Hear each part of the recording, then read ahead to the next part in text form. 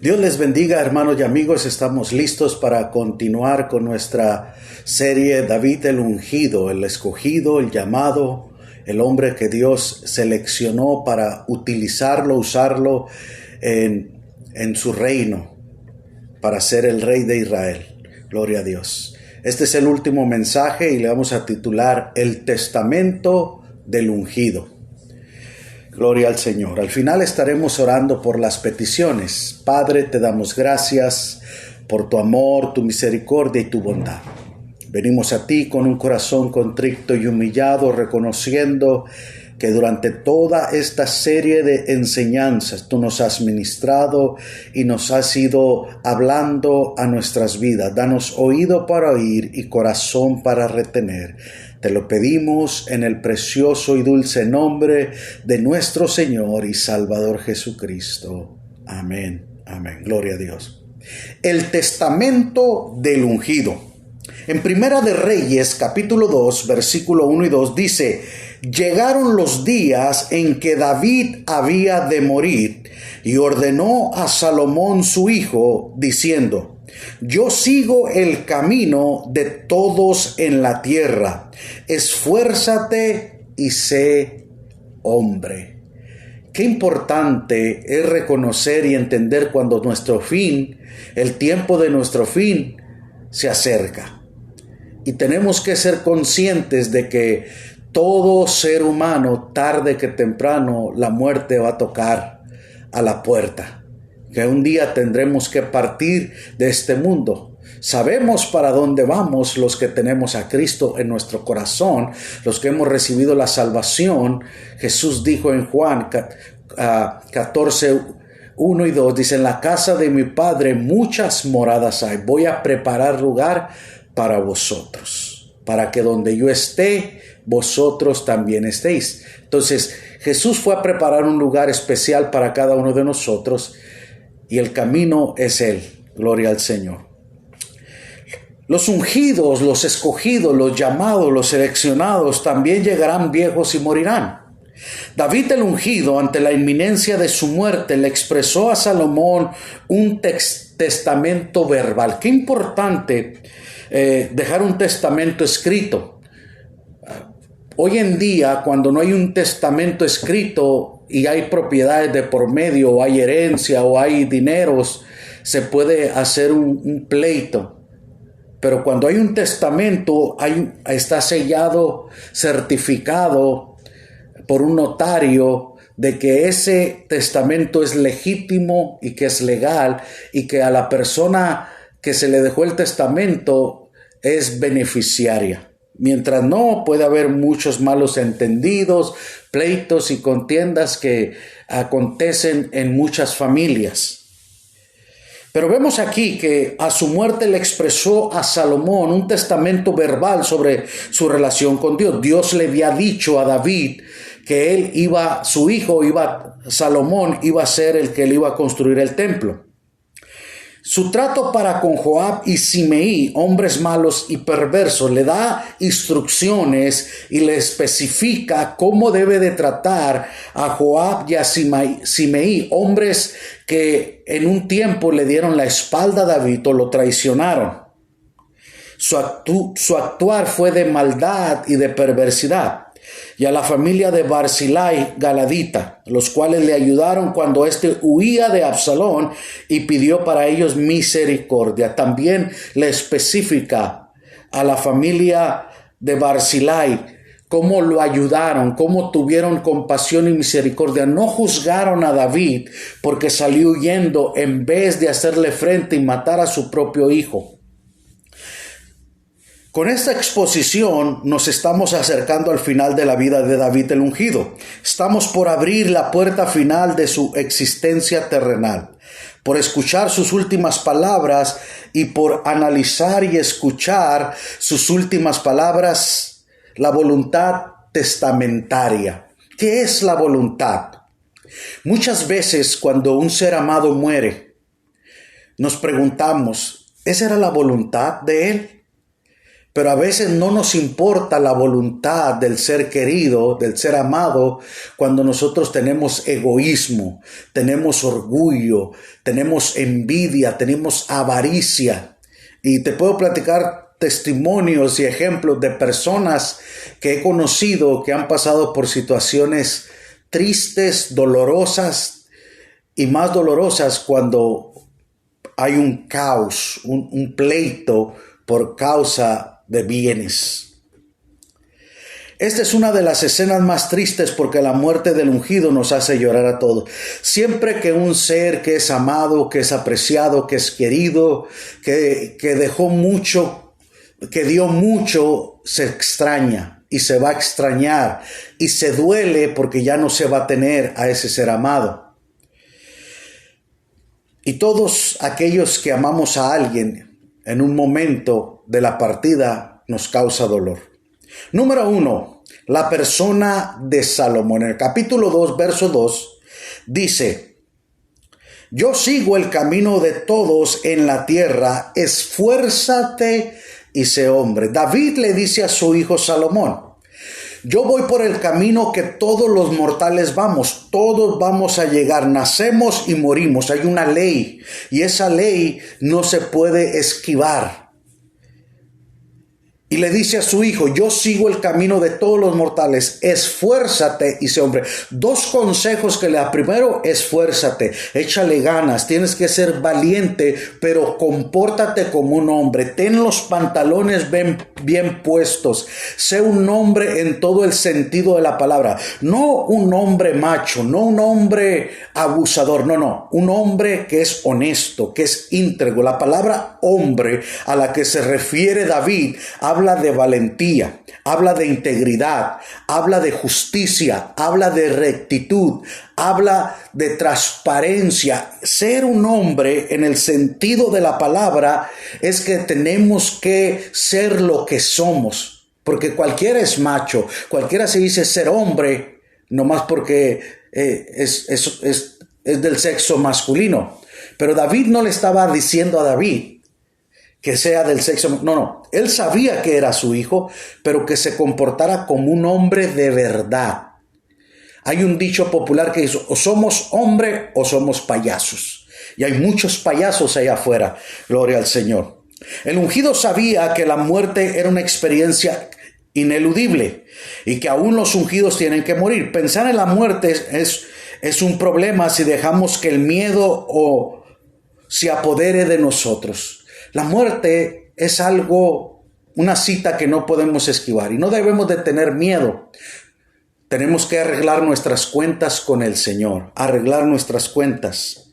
Gloria al Señor. Pero ante la cercanía de la misma debemos enfrentarla con valor y dignidad humana. Por eso declaró: yo sigo el camino de todos en la tierra. Luego le dijo: esfuérzate y sé hombre. Él tenía que pensar, actuar, reaccionar y ser un hombre de verdad, de carácter y de integridad, ser un hombre de corazón y de mente. Hombres así escasean en nuestra sociedad y aún en el ministerio. Primer consejo que le deja David a su hijo Salomón antes de partir. Qué bonito es cuando ese ser querido está ahí y te dice: número 1, haz esto. Número 2, esto, lo otro. Déjate oír unos consejos. Qué bonito, ¿verdad? Pero lamentablemente a veces no tenemos ese tiempo. La vida no nos da ese tiempo. Una enfermedad momentánea, repentina, un accidente puede cortar la vida de repente. Un paro cardíaco, muchas razones, y no pudimos sentarnos a la orilla de ese ser amado y oír su última voluntad. Pero si lo conocimos a esa persona, a ese ser amado, sabemos cuál era su sentir, cuál era su corazón, cuál era el deseo que él tenía, porque se conoce. Capítulo 2, verso 3 dice: guarda los preceptos de Jehová tu Dios. Qué importante. El primer consejo le dije: guarda los preceptos. Qué importante. sobre toda cosa guardada, guarda tu corazón. Después Salomón escribe en los Proverbios: hijo mío, escucha el consejo de tu padre. Aquí Salomón está escuchando el consejo, y después en el libro de Proverbios él enseña y explica qué importancia tiene cuando nosotros oímos y ponemos en práctica el consejo de nuestros padres. Porque una cosa es oír el consejo y otra cosa es ponerlo por obra, por práctica, andando en sus caminos. No solamente es oír el consejo, pero hacer. Jesús dijo: bienaventurado el que oye las palabras y las hace y las enseña, será grande en el reino de los cielos. O sea, oír, hacer y enseñar. Qué importante. Andando en sus caminos y observando sus estatutos y mandamientos y sus decretos y sus testimonios de la manera que está escrito en la ley de Moisés, para que prosperes en todo lo que hagas y en todo aquello que emprendas. Fíjese el primer consejo que le da. Antes de partir, a la persona de Salomón le dice su papá, el rey, transmitiendo su legado, transmitiendo el batón o el bastón, el manto a su hijo, diciendo: guarda los preceptos para que los pongas en prácticas, para que camines en sus caminos, en sus mandamientos, guardes el testimonio, porque entonces si tú los guardas los preceptos, si tú caminas en la palabra del Señor, andas en ella, observas sus estatutos y mandamientos, entonces dice: vas a prosperar en todo lo que hagas y todo aquello que emprendas. Todo lo que hagas. ¿Por qué? Porque hay una justicia, hay una moral, hay un fundamento en el cual nos marca los lineamientos de conducta, de comportamiento, de cómo se deben hacer las cosas.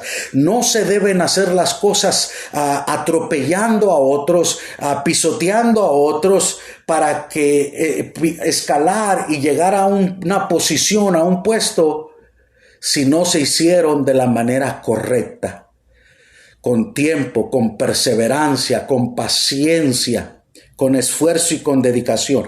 Por eso Josué 1:8 dice: nunca se aparte de tu boca este libro de la ley, sino que de día y de noche meditarás en él, para que guardes y hagas conforme a todo lo que está en él. Entonces dice: harás prosperar tu camino y todo te saldrá bien.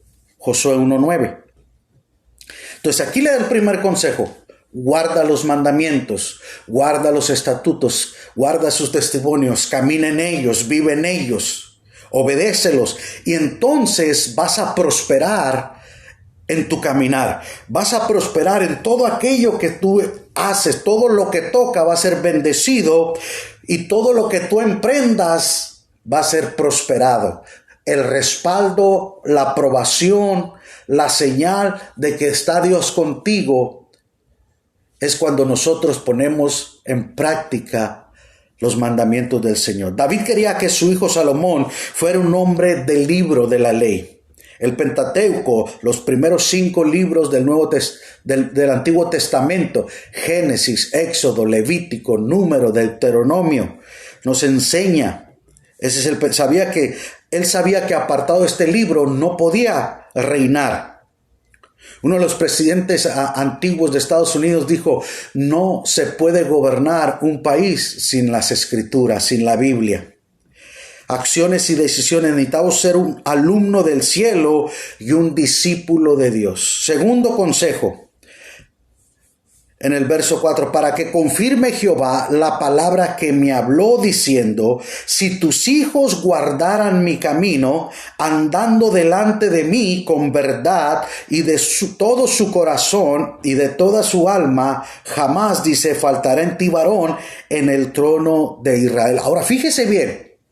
Si nosotros le dices, para que Dios afirme su palabra. Dios me dio su palabra de que mis hijos no iba a faltar descendencia en el trono, pero para que eso se mantenga, tiene que haber un seguimiento, tiene que haber un caminar en la verdad, un corazón honesto, recto delante de Dios, para que entonces Dios pueda poner sucesores que son dignos de confianza, que son dignos de ser puestos en posiciones, porque su carácter ha sido moldeable, han obedecido, han seguido los lineamientos, los mandamientos, han sido obedientes, y la obediencia trae bendición. Bendeciré. Deuteronomio 28 habla de las bendiciones hasta 1000 generaciones. Qué importante. No faltará en ti, para que Dios confirme, afirme la palabra que Él me dijo. Nunca faltará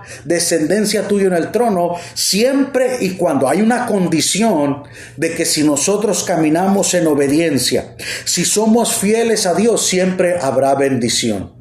Si no nos desviamos ni a diestra ni a siniestra, entonces habrá bendición. Pero cuando nos apartamos, perdemos el derecho espiritual. Pero Señor, yo soy tu hijo, yo soy hijo de fulano. No, perdiste el derecho. ¿Por qué?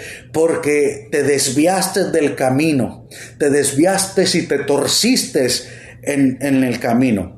David, como el ungido, hace suya la palabra profética de parte de Dios y se la traspasa a su hijo Salomón, ungiéndole, diciéndole: Dios levantará dinastía al ungido, pero condicionado a la obediencia de éste y su descendencia a su voluntad. En otras palabras, Dios da su palabra, pero hay condiciones. Somos condicionados.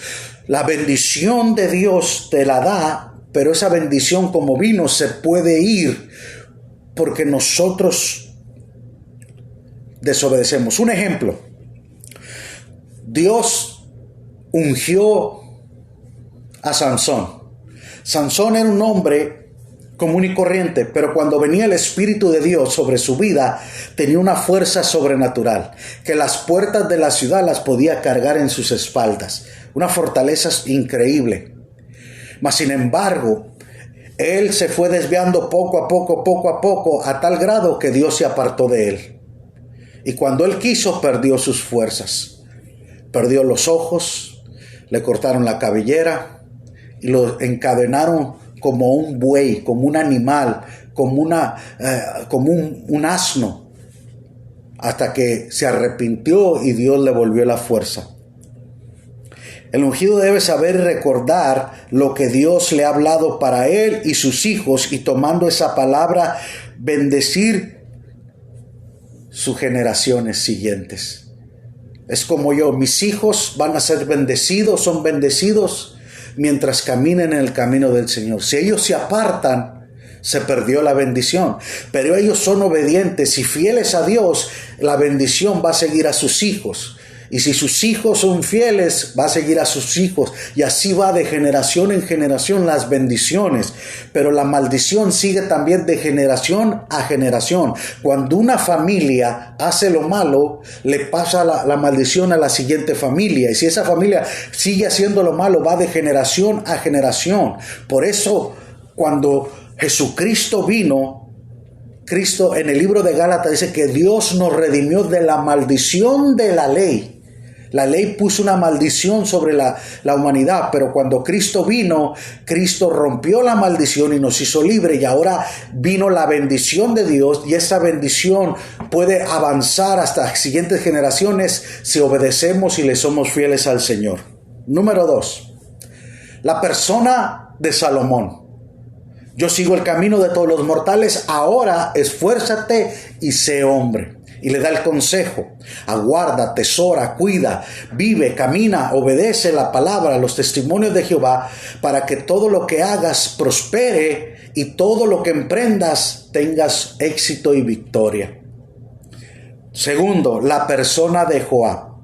¿Quién era Joab? Era un general de David. Pero en el capítulo 2, verso 6, mira el consejo que le dice a su hijo Salomón. Tú, pues, harás conforme a tu sabiduría. No dejarás descender sus canas al Seol en paz. Fíjese el consejo que le está dando. Conforme a tu sabiduría. Yo te confío en que tú vas a tener la sabiduría de Dios para tomar una decisión y cómo hacer que Él pague por lo que Él hizo en su vida. Joab fue un comandante del ejército ungido de David. A espalda del rey dio muerte al general Abner, que había hecho pacto con David por venganza de la muerte de su hermano Asael. Ahora, Joab mató al general Abner, que era el general de Saúl. Cuando David lo manda a llamar a Abner y hacen una alianza y hay una paz, Joab lo manda a llamar y lo mata a traición. Porque Abner mató a su hermano Asael, pero Asael le fue culpable buscó su muerte, porque Abner es un general, un hombre adiestrado a la guerra, habilidoso, y Asael lo quiso enfrentar, le dijo, vete a pelear con otra, no quiero matarte. Pero él se aferró, que se defendió a Abner y lo mató. Entonces, en venganza, Joab, a traición, lo manda a llamar y cuando menos lo espera lo abraza y le encaja el puñal, la daga, cuando estaban en una transición de paz. Y eso le dolió a David, esa traición. Después de haber sitiado la ciudad de Rabá, Joab mandó llamar a David para tomarla en posesión, le dio su honor. Con Absalón, el hijo rebelde y golpista de ungido, se confabuló para hacerlo venir a Jerusalén. Acuérdense que Absalón le puso una trampa. Tienes que venir conmigo y esto y lo otro. Y le quemó sus campos para que tenía que venir. Entonces le dijo, tienes que convencerlo al rey para que me haga volver. Y contratan a una mujer y todo eso. Eso ya lo hablamos en enseñanzas atrás. Se confabuló con David, con Absalón, para engañar a David. Pasando por alto la orden del rey, dio muerte a Absalón, trayendo tristeza al corazón de David. David les dio una orden: no lo maten, no maten a Absalón. Pero él no tuvo misericordia y lo mató. Y eso le dolió a David en su corazón. Absalón era un rebelde, un desobediente, merecía la muerte por lo que hizo, sí, era traicionero, mas sin embargo David no quería que eso pasara y dio una orden y no obedeció. También mató cobardemente a Amasa, el general que lo sustituyó. Cuando David pone a Amasa en lugar de Joab, le quita su rango y lo pone, también a traición mata a este general Amasa. Joab hizo por el ungido muchas cosas buenas, pero también le causó grandes problemas. Era un dolor de cabeza que ponía en peligro la seguridad del rey y su nación. Ante el dolor del ungido tuvo un corazón de hierro. Aunque David se mantuvo fiel y firme a sus convicciones, se las aguardó. En 2 de Samuel 19:22 dice, David entonces dijo, ¿qué tengo yo con vosotros, hijos de Sarbia, para que hoy me seáis adversarios? ¿Ha de morir hoy alguno en Israel? Pues no sé yo que hoy soy rey sobre Israel. Simeí, acuérdense, había maldecido al ungido cuando David iba huyendo de Jerusalén de Absalón.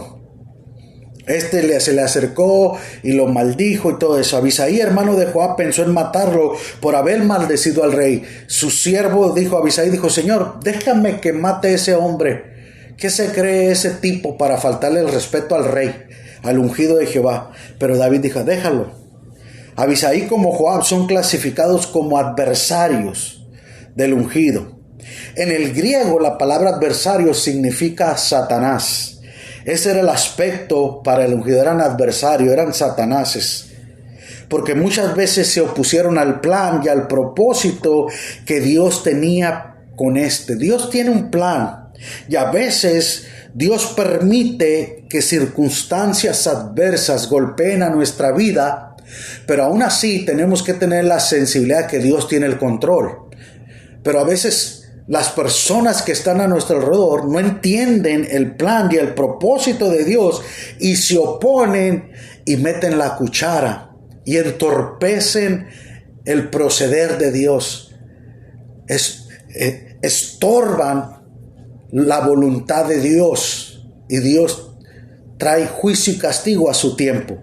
Ellos fueron escuderos de David el ungido, dirigieron su ejército, defendieron su posición, pero no entendieron el corazón de David. A veces la gente trabaja contigo, puedes trabajar para un liderazgo, pero no entiendes el corazón del líder, no entiendes la misión, la visión del corazón de Dios en ese siervo. Se transmite la visión y la visión sigue. A veces cuando muere un líder, viene otro o lo sustituye y se muere todo lo que hizo el otro. Quieren borrarlo por arte de magia. Tiene que seguir el legado. ¿Cómo? A través de entender la visión y el corazón del ungido. Posteriormente, Joás se unió al usurpador Adonías, hermano de Salomón. Y al verse acorralado se asió de los cuernos del altar, buscando misericordia, pero Salomón le ordenó a Benaía, hijo de Joiada, que le diera muerte a...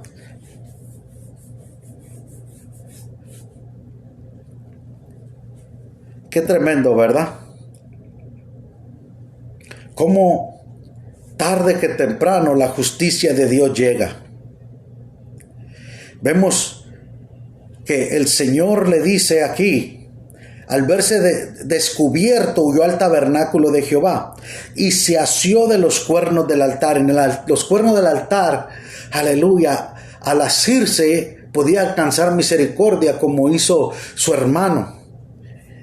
Y tuvo misericordia Salomón. Pero aquí vemos en el capítulo 2, verso 29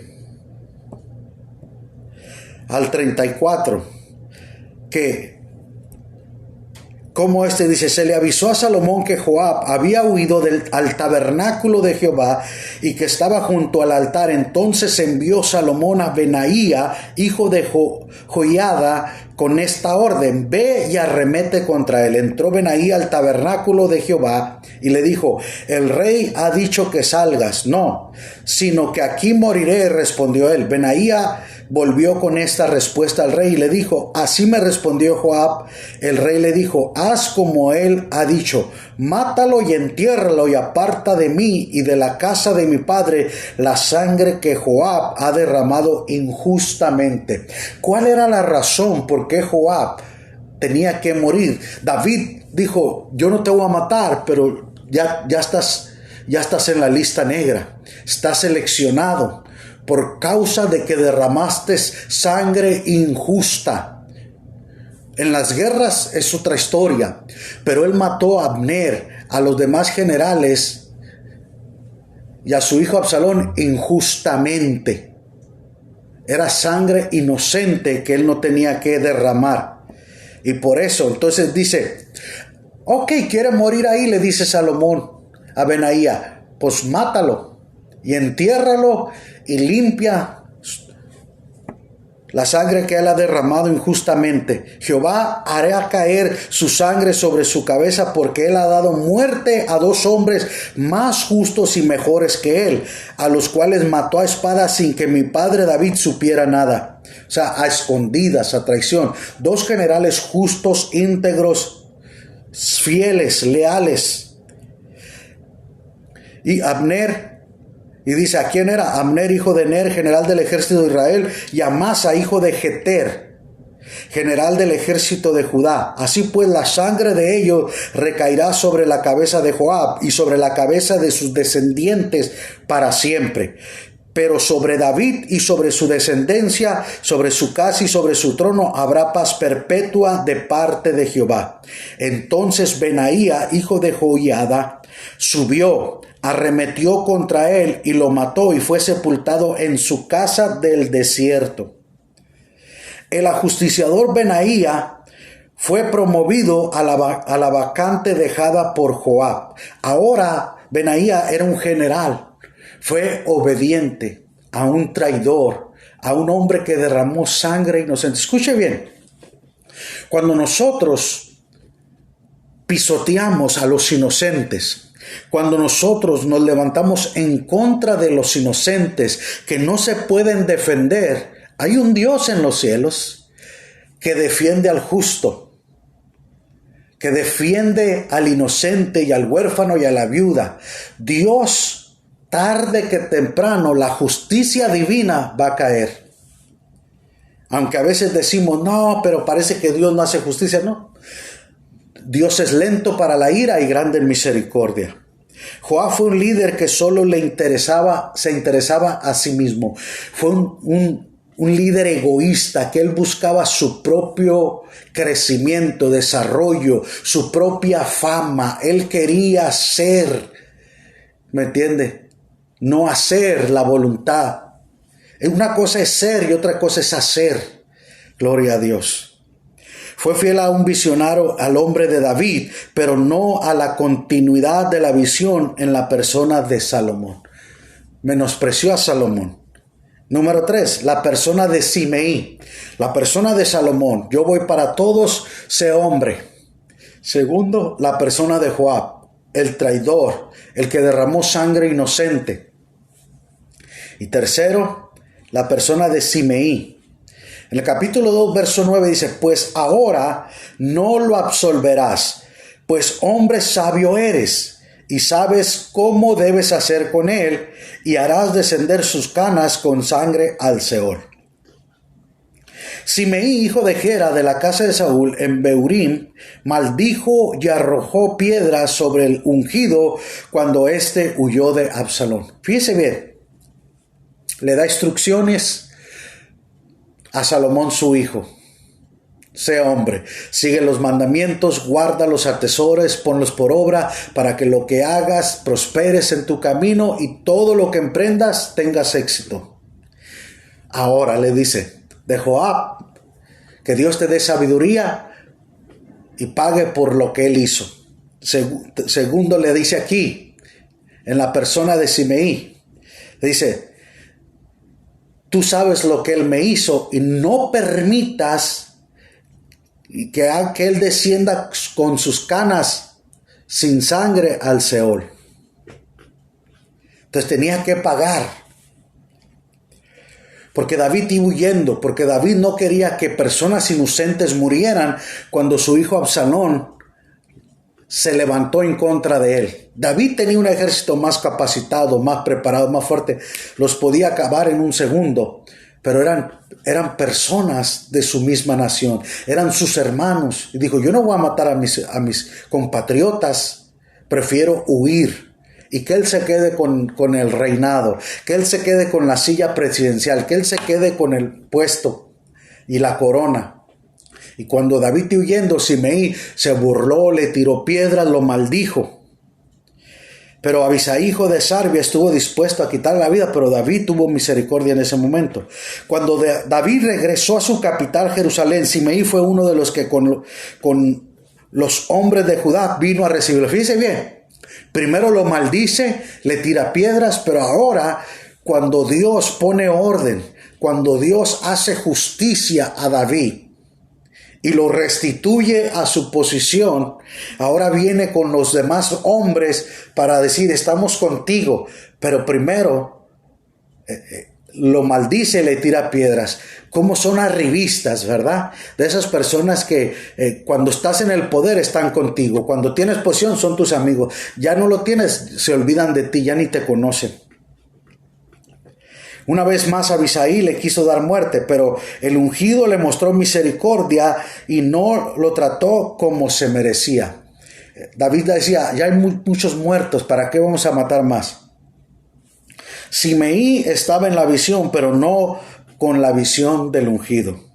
Se sometía a la autoridad del ungido, pero no tuvo el corazón del ungido. Solo esperaba la oportunidad para ser infiel a David y en la acción golpista de Absalón le llegó.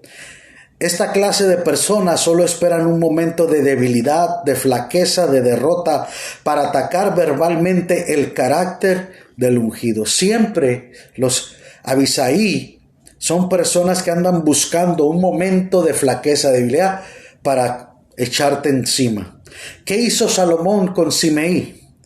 Vamos al capítulo 2, verso 36. Le dio una oportunidad permitiéndole edificar casa en Jerusalén para vivir en confinamiento sin salir perpetuamente. Fíjese bien, en el verso 36, Primera de Reyes 2:36. Después mandó a llamar el rey a Simei y le dijo: edifícate una casa en Jerusalén y habita allí. No salgas de allí a ninguna parte. Verso 37. Porque ten por cierto que el día que salgas y pases el torrente de Cedrón, sin duda morirás y tu sangre caerá sobre ti. Ahora, era prisión preventiva. Él estaba preso en su cárcel, en su casa, en su propiedad. Él no podía salir de su propiedad. Él estaba prisionero por causa de que había faltado al ungido y no había pasado por alta su falta. Tarde que temprano, si no hay un arrepentimiento genuino, si hay un arrepentimiento sincero. Quiero aplicar dos cosas aquí. Número uno, arrepentimiento versus remordimiento. Dos ejemplos. Uno, la Biblia dice: y Judas volvió arrepentido, devolviendo las 30 monedas de plata por las cuales había traicionado a Jesús. Judas dice volvió arrepentido, pero lo original dice sintiendo remordimiento. El remordimiento es culpabilidad por lo que hiciste y porque te cacharon, pero no hay un deseo de cambiar. ¿Sí me está entendiendo? Remordimiento es culpabilidad por el mal que se hizo. Mas sin embargo, dice, Pedro negó al Señor 3 veces y dice que se fue a pescar. Y cuando estaba ahí el Señor le dijo, veamos, arrepentido, llorando. Pedro se arrepintió. Señor, tú lo sabes todo. Hubo un arrepentimiento, hubo un cambio en su vida. Remordimiento versus arrepentimiento. Y vemos aquí que así como Simei, mucha gente no se arrepiente, siente nomás remordimiento. Y le dijo, tú vas a estar preso y te vamos a perdonar la vida, pero no puedes salir. El día que tú salgas de ese entorno, entonces tu sangre va a caer sobre ti. En el verso 38 del capítulo 2 de primero dice, Simei dijo al rey, tu palabra es buena como el rey mi señor ha dicho, así hará a tu siervo. Y habitó Simei en Jerusalén muchos días. A los 3 años salió de Aquis en Gad, buscando a 2 esclavos fugitivos. Verso 39 y 40. Pero pasados 3 años aconteció que 2 siervos de Simei huyeron junto a Aquis, hijo de Maaca, rey de Gad. Alguien dio aviso a Simei diciendo, tus siervos están en Gad. Entonces Simei se levantó, ensilló su asno y fue a donde estaba Aquis en Gad para buscar a sus siervos. Fue pues Simei y trajo a sus siervos a Gad. Cuando Salomón, fíjese bien, pasaron 3 años, durante 3 años estaba ahí, yo no sé si se le olvidó o lo tuvo en poco lo que él mismo había afirmado. Cuando Salomón lo supo, lo hizo venir y señaló que faltó a su juramento y al mandamiento, recordándole lo que le hizo a su padre David. Versos 42 y 44 dice, entonces el rey mandó a buscar a Simei y le dijo, no te hice jurar yo por Jehová y te advertí diciendo, el día que salgas y vayas acá o allá, ten por cierto que morirás. Y tú me dijiste, tu palabra es buena, yo lo obedezco. En otras palabras, ¿qué no te lo dije? ¿No te advertí? Y tú tuviste el consentimiento, tú diste tu aprobación y estuviste de acuerdo. Que era buena la palabra. ¿Por qué pues no guardaste el juramento de Jehová y el mandamiento que yo te impuse? Dijo además el rey a Simei, tú conoces todo el mal, el cual tu corazón bien sabe que cometiste contra mi padre David. Jehová pues ha hecho caer el mal sobre tu cabeza. Salomón le citó el acuerdo que tenían, la promesa que se le había dado. Él estuvo de acuerdo, y como él nunca tuvo un arrepentimiento genuino, su maldad lo alcanzó. La Biblia dice: el que encubre sus pecados no prosperará. El que los confiese y se aparta alcanzará misericordia. Salomón ordenó a su general Benaía, hijo de Jodaía, que lo matara. En el verso 46, entonces el rey mandó a Benaía, hijo de Joiada, el cual salió, lo hirió y lo mató. Y el reino fue confirmado en manos de Salomón.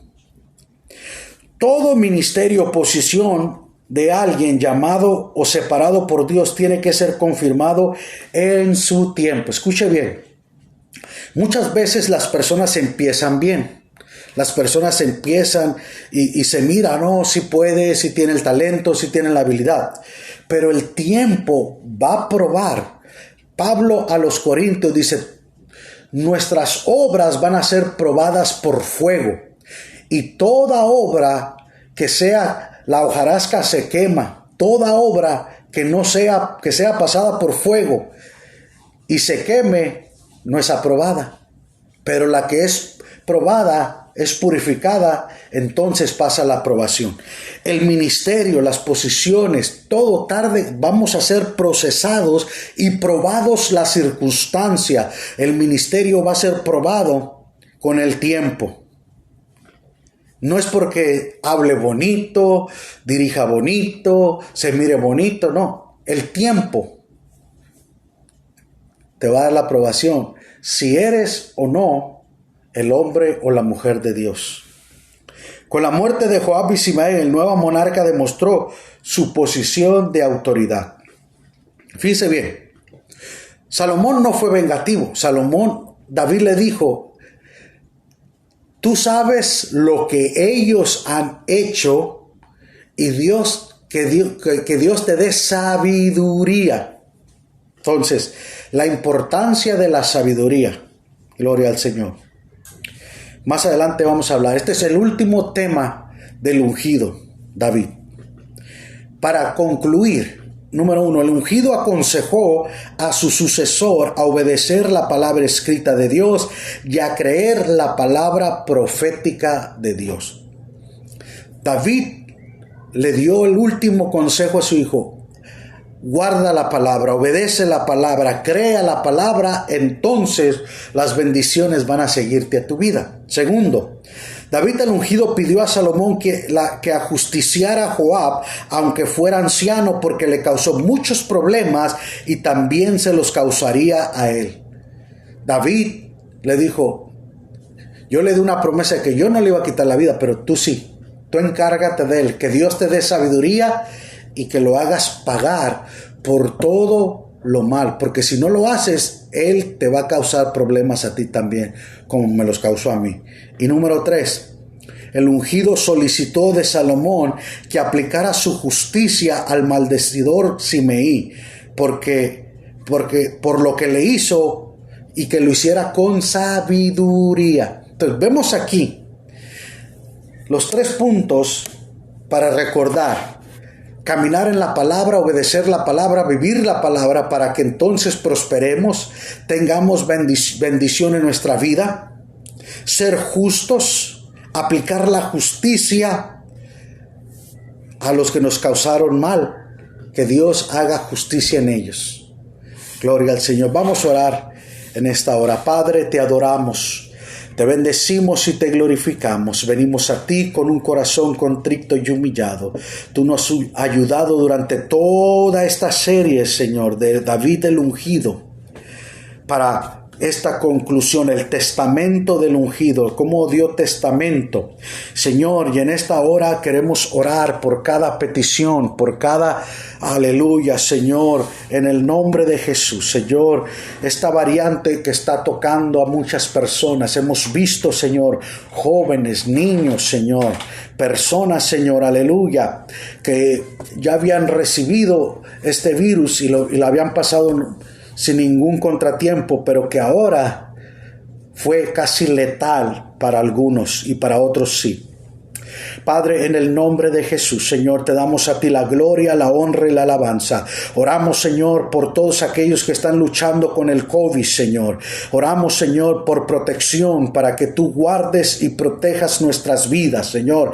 Ayúdanos, Señor, en el nombre de Jesús. Esta variante está muy agresiva, Señor. Oramos por los refugiados de Afganistán, Señor, por todas aquellas personas inocentes, Señor, que están siendo pisoteadas, muertas, Señor, encarceladas injustamente. Padre, tú eres el Dios de justicia, el Dios justo.